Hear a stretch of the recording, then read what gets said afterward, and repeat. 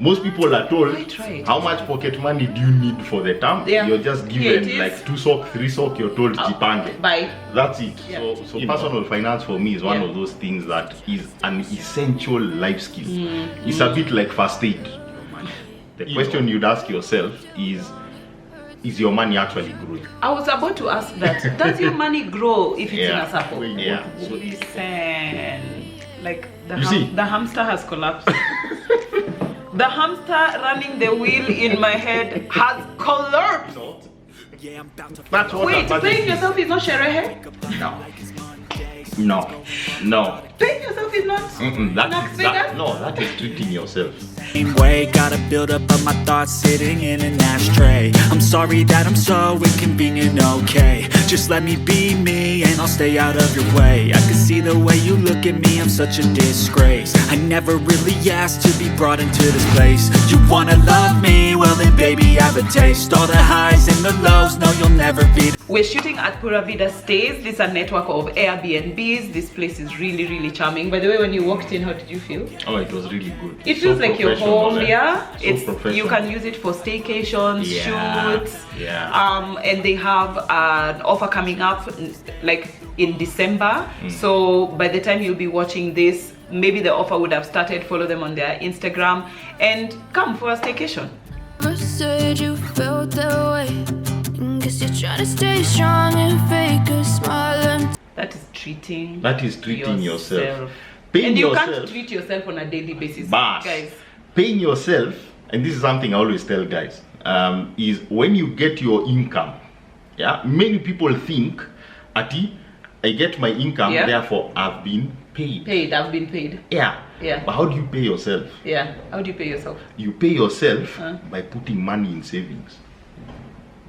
Because that is your money. But that's not fun. Everything else ishapangiwa. But that's not fun. Because it's going to Carl. other people. So what do you get to keep? Carl, I want to pay myself by going to brunch with a girl. No, that is like I said, That's that a is treating lollipop. yourself. That is patting yourself on the back and saying, Kitt, you did a really good job. Go and jiburudisha with your friends. But now, after you've gone and cooled that at cafe, see that money has gone. Where umebaki na nini? Nothing. Bas. So that's why you pay yourself first before anything else. Why? Why hasn't anybody ever said that to me? Nobody has ever said paying yourself is putting your money in savings. Yeah. Nobody has ever said that. Yeah, that's paying yourself. And can I add something else? Please, because when you're paying the yourself, hamster has already collapsed. when you're paying yourself, you're also patting yourself on the back and validating yourself and saying, I am worth paying myself this much. Yes. You see? So if you look at your savings as you telling yourself, by the way, you worked hard for this thing for someone else who has paid you. Now you pay yourself and say, I am worth something too. And the beauty is you get to decide how much you're worth. How much? Are you worth 10%? Are you worth 20%? Are you worth 30%? It's up to you. It's up to you. Most people think, okay, save for goals, yes, but I think of it as me, I'm bigging myself up by paying myself. How should couples handle family money when one is in business and one is employed? Ooh, that's an interesting one.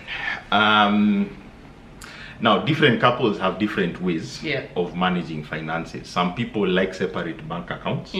Some people like joint bank accounts. Some people like a combination.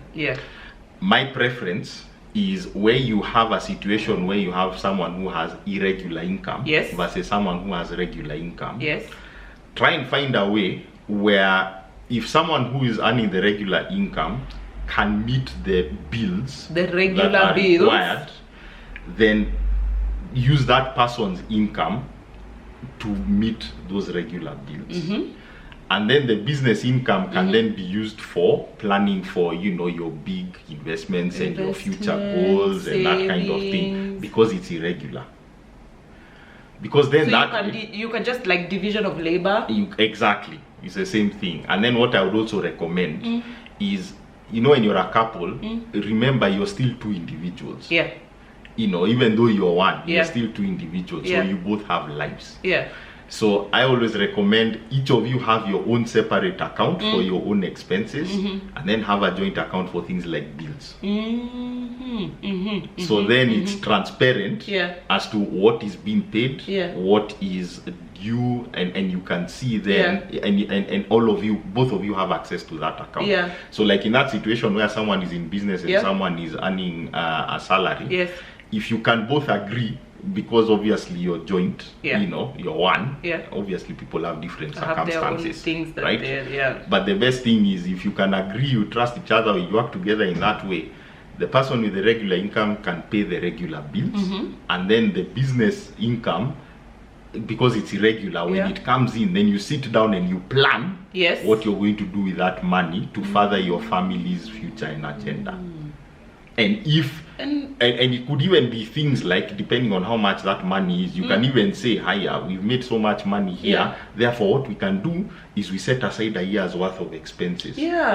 You see, because now that's the emergency fund. Then that's the emergency fund, you see. And then and you can, that's interesting that you should say that, because like Martin and I have this philosophy, we've spoken about it here before, that our money is our money. So you bring in 100,000, I bring in 200 million, we have 200 million and 100,000. Exactly. Together, the family, that's how much we have. Exactly. And then we can decide what to do with it. Exactly. So that idea of the person with the regular income, you put it in this account and then we spend, you know, on bills, and then the person with the business, you put it in this account and then we decide on investments. I love that. Exactly. Because it's like we're working together, we're a partnership. Yes. That's it. And nobody is feeling like, okay, me, my nini is irregular, so I can't meet any bill needs, I can't contribute to. And this is the important thing. Because then you're giving space for everyone to contribute based on what they're able to do. Yes. So you don't have someone feeling like, I'm being finyiliwa dia and so and so is doing everything and vice versa. It's not about that. It's not about that. It's about partnership. Now, a lot of that, to be fair, requires trust.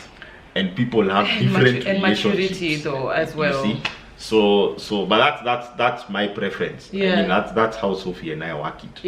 Is you know, we have certain accounts that are joint and we still have our separate things.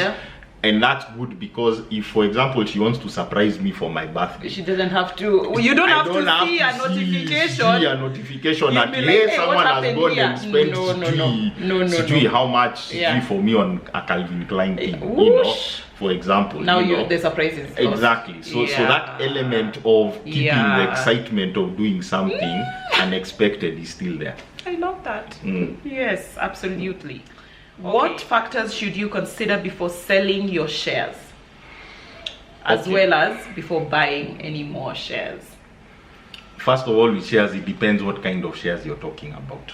Wait, there are different kinds of shares? There are different types of shares. This money thing. Right?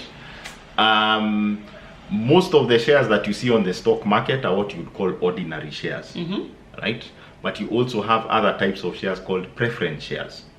Preference shares are the things that give you voting rights in an AGM, you know, if they're making decisions, for example. Got it. But ordinary shares only entitle you to a dividend. Do you pay more for the other ones, the preference? It depends on what the company is doing. Sometimes they will issue preference shares because they want to raise capital. The same thing with ordinary shares. It's just that with preference shares they give you more rights. So it depends. Some companies sell them for more, some companies sell them the same, and then sometimes they'll give you an option to convert you know, those shares into something else. That's the first thing. Second thing is it depends which sector your shares are in. And by sector, no. What I mean is, do you have shares in a telecoms company like Safcom? Or do you have shares in an oil company like Total? So depending on what sector they are in and what the future plans are for that company will then dictate whether you buy more, you hold, or you sell. And even future plans for that sector? Yeah, exactly. Because you might be reading, you own Total shares or whatever, and you might be reading suddenly fuel is doing this, that, and the other in the world. It's not about your country, right? It's about in the world. This is what I was going to say. That's the other thing, is you have to look at global events, especially when you hold something that is globally traded, like oil. Yeah. The third thing I would say is it depends on what your investment strategy is for your share portfolio. Whether you have, is it one share you have, or do you have shares across a number of industries? That's what we call sectors. Yes. Across a number of industries, and understand the relationships between those industries. Because in some cases, one sector can go up and then the other sector can go down. That's why it's important to do something called diversification. Yeah. So in fact, somebody had asked about that. Yeah. So you don't put all your eggs in one basket, because you're too exposed. Yeah. So it's important to have it's important to have a spread of investments, and even there, like I've said, you can have a spread of sectors in one investment. In this case, shares. So there is no right or wrong answer. It depends on what your individual circumstances are. It depends on what your goals are. It depends on what you've invested in and what you want to do. There are some people who will just buy shares because they want the dividend, because it supplements their income. Yes. There are some other people who buy the shares and they want to sell when the share price has increased, so they are looking at capital gains. There are some people who do both. And then there are also other reasons. Are you building that portfolio because you want to retire? Or are you building that portfolio because then you want to sell and get a lump sum and go and invest in something else? So do you know what I'm hearing? In everything, personal finance, in everything you do, what's your objective? That's the thing. What's your goal? Like, why are you here? It's what's your objective. And here's the other thing. So you have to keep your objective the main thing. Absolutely. And here's the thing. As individual as we all are, is the same way our objectives are individual. Yeah. So there are certain principles that are the same, but when it comes to specifics for your situation, that's unique to you. Yeah. Okay. All right, guys, be intentional. So we have a few more. I have 2 million. Where should I put it? Okay, again, cardinal rule. Do you remember what I said earlier about Forex? Yes. The same thing I'm going to say now. Yes. If you want specific advice on how to invest your money, go and get a professional. Not some babe and her brother-in-law on the internet. No. Let me put it this way. Would you go and ask a doctor about how to chonga mawes for a building? No. So doing that is the equivalent of going and asking your friend, what do I do with this money? What do I do with 2 million? Because they are only going to tell you based on their experience. Their own experience. And remember what I said? What they're telling you is at best an opinion. Yeah. It's but not again, advice. what you're saying is, like, even if it doesn't matter how much money you have. Yeah. What is your goal? What is your risk level? Exactly. What all these things you need to find a professional to help you answer all these questions, and then you can invest. Absolutely. So us just sitting here, we can't just tell you, okay, do this. No. This is the best vehicle. Exactly. We don't know your circumstances. Exactly. This is and this is where, can I also say something else with that? Is, there are some things in life you get what you pay for. Now why are you shouting at us? And you are having such a good video. If you pay nothing, then don't expect world-class service. It's that simple. There are some things in life, that you know what you're paying for, because those guys have already given you a promise of quality, of high standards, of everything, because it's what their brand represents. Correct. It's the same thing with financial advice. Correct. You have to go to people who, if you're serious about your money, then be willing to pay for excellent service and for people who know what they're talking about. So ask yourself first, am I serious about this money? This is it. Am I serious about investment? Yeah. If you try and do things on the cheap, by the way, it will cost you more than that money you're trying to save. Oh yeah. From paying for financial advice. It's that simple. It is that simple. You know, it's like the same way. If you're sick and you need to go for an operation, right? There are some people who would be like, I have to go to a doctor or a heart surgeon if it's a heart problem, because a heart surgeon is the guy who can treat the heart, right? I'm not going to go to a mganga in the village. I mean, it's written there, we treat all, you know, on the tree there's a poster, daktari kutoka Tanzania. Yeah, mitishamba, daktari kutoka Tanzania na tabibu ya magonjwa yote. You know, you're there with your heart disease. But it's the same thing with your money. Why would you risk going to give someone the power to determine where your money goes when they are not qualified to tell you, after you've worked so hard to earn that money in the first place? You're basically telling yourself you're not worth actually managing this thing properly. Okay, how do you choose and buy treasury bonds?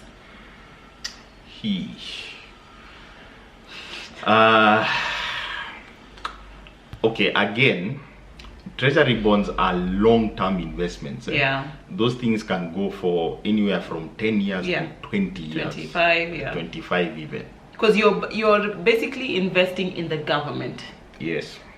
Now, there are a few factors with treasury bonds, same thing with bills. Number one is because... Wait, a bond is not a bill? No. Come on. No. Please.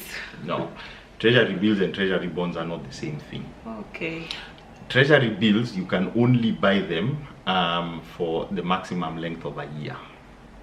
Okay. So you can buy 3 months. I think it's 91 days, 182 days. I think I was wrong. That's sorry. specific. It's 91 days and 182 days. Those are the ones you can get for T-bills. So it's basically 3 months, 6 months, and then you get your money back.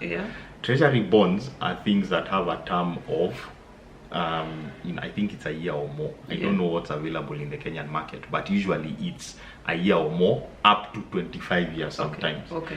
The thing they have in common is that you're lending to the government. So the assumption there is they are a safe investment because the government can never default on paying its creditors. That's why it's safe. Because the government can, among other things, decide to print money if they need to pay. That's it. You see, so that's why. So when it comes to bonds, I think similarly, you have to think, how long am I willing to do without this capital? Okay. Because remember, you're not going to be able to access it. All you're getting is interest payments on that money that you have lent. That's one. Second thing, you also need to think that treasury bonds, because of the length of time that they can go for, there is this silent thief called inflation.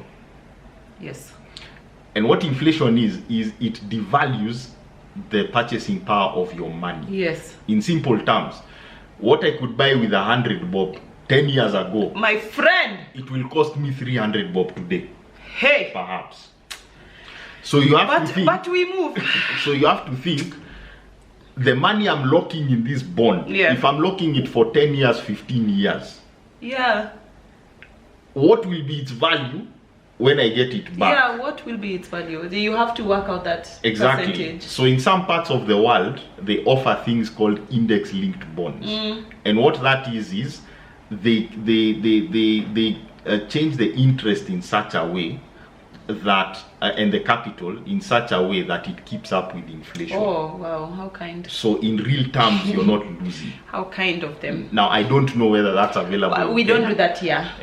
So this again is something, you need to get professional advice. But I've just given you the basics as to things you need to think about. Because you're locking up money for a long period of time. Are you depending on that money for income? In that case, you're talking about a sizable amount of money that will be able to pay you enough to live off. But it's going to pay you in a long time. A long time, exactly. Plus, the other thing to also think about is your age.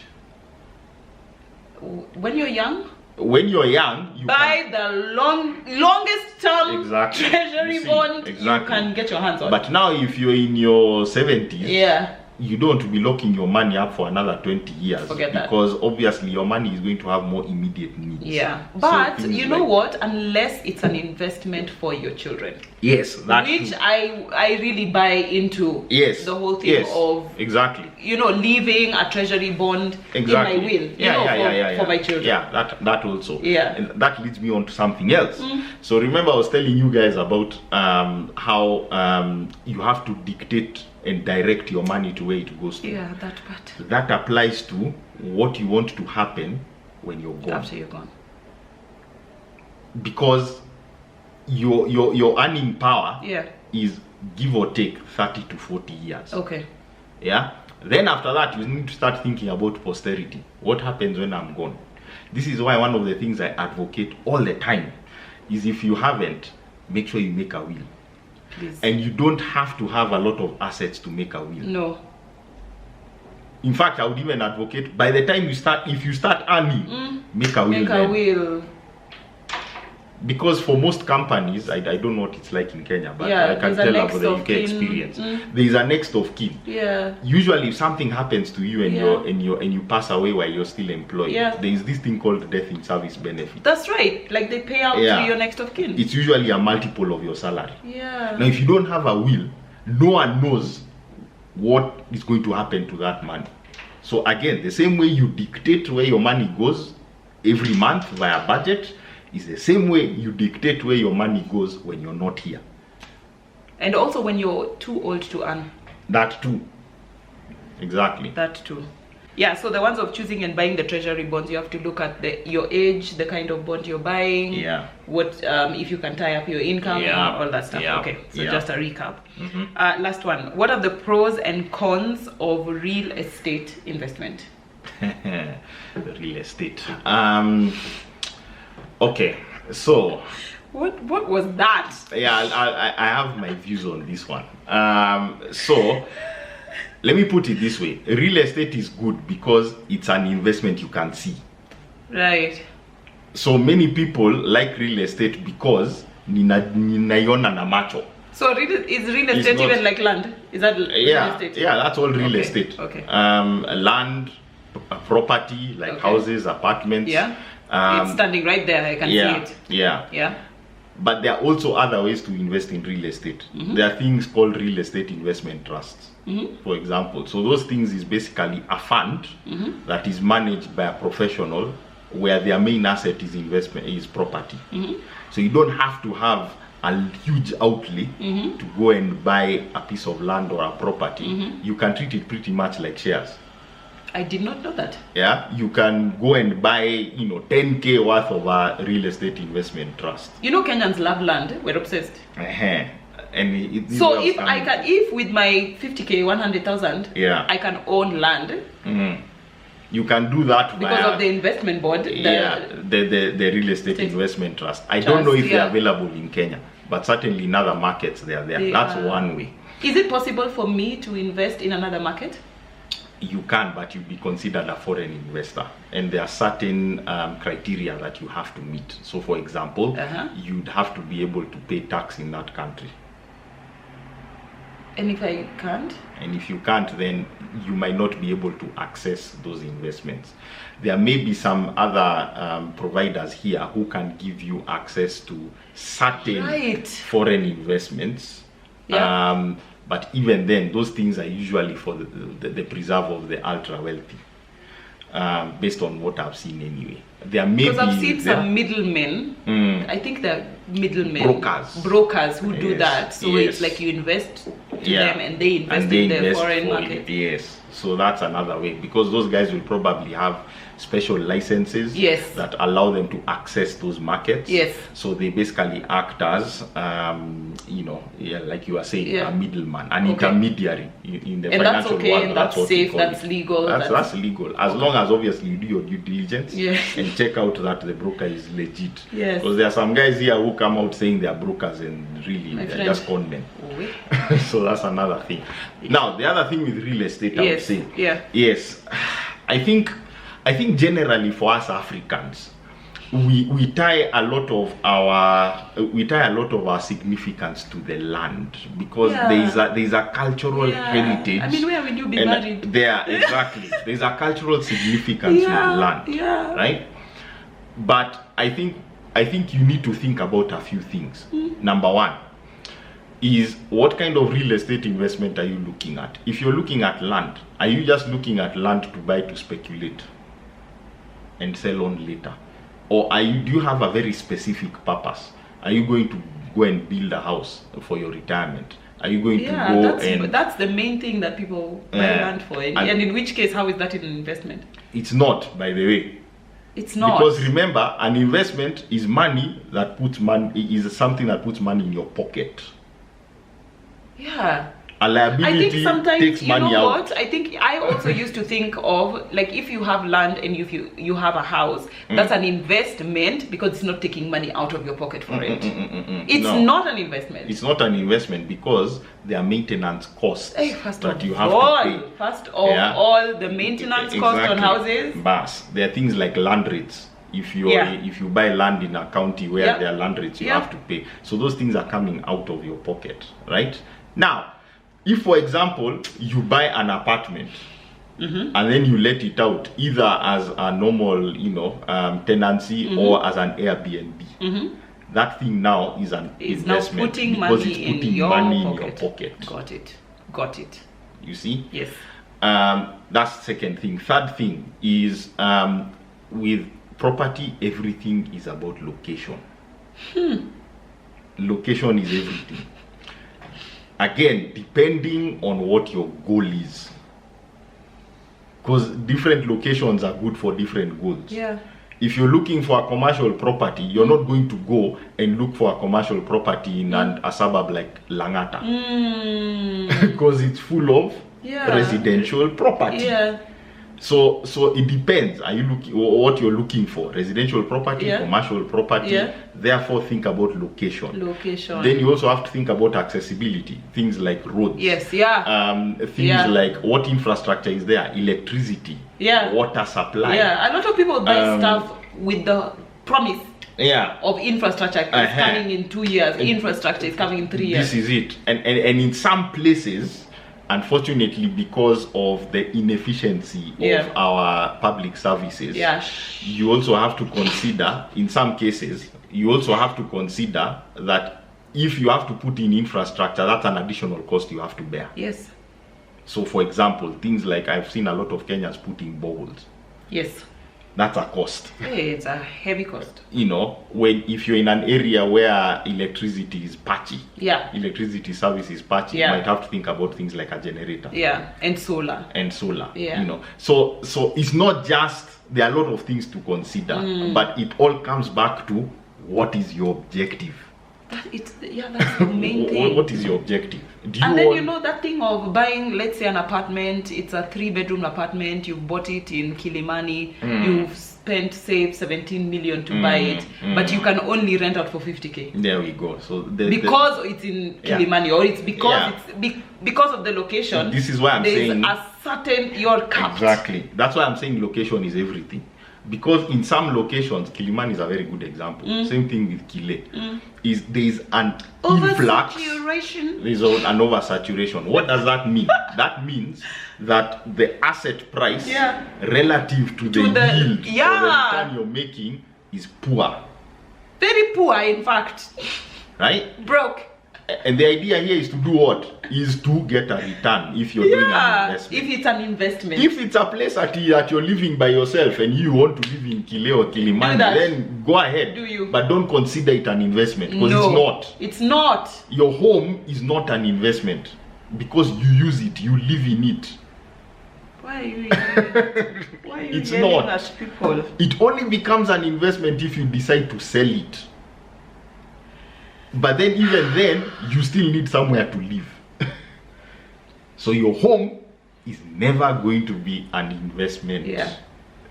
So it's that straightforward. The other thing with real estate is, depending on whether you are doing what we call a buy to let, you know, or an Airbnb or something like that. You also have to think about things like service charges. And maybe you want to pay an agent to look after that property for you, especially if you live in a place where it's not economical for you to be able to look after it. And also it's also maintenance of the property, because if you're a landlord, there's certain things that your tenant is going to expect. Exactly. So even that's the other thing. So even if you're a landlord and you go and buy that property, you always have to set aside a portion of the income you're making for maintenance. Because the last thing you want is for a tenant to be calling you at midnight saying, oh, the property is flooded, can you come and look after it? Then you're like, I don't have the money, Jipanga. No.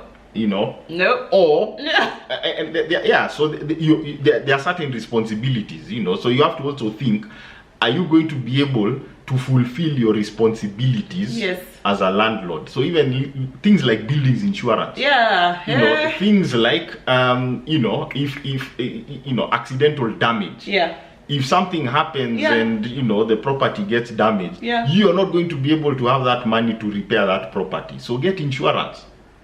You know, so insurance is one of those things people don't like, because it's like, I'm just paying this money out every day and I'm not seeing a return. But let me tell you, the day that you decide to call on it, you will be thanking God that you had actually set that thing aside. Correct. So so this is the thing. Let me tell you, I have learned so much. I have learned too much. In fact, let me say that. Thank you for coming onto the channel. And you are so, like, you taught me like I was a child, and which I really appreciate, because a lot of people come and they don't speak clearly. And they speak in a way that the words are just too big. But thanks for coming on, Carlos. No, thank you. Did you guys enjoy him? Maybe next time we shall have him come and we shall do something else, a different kind of video. Maybe we can talk about music next time. We talk about music next time. Or our relationship as in-laws. You know, guys like to listen to that kind of content. Alright guys, thank you for joining, and I hope you enjoyed. Until next time, bye. Bye. I don't look at anything the same way. Got a build up of my thoughts sitting in an ashtray. I'm sorry.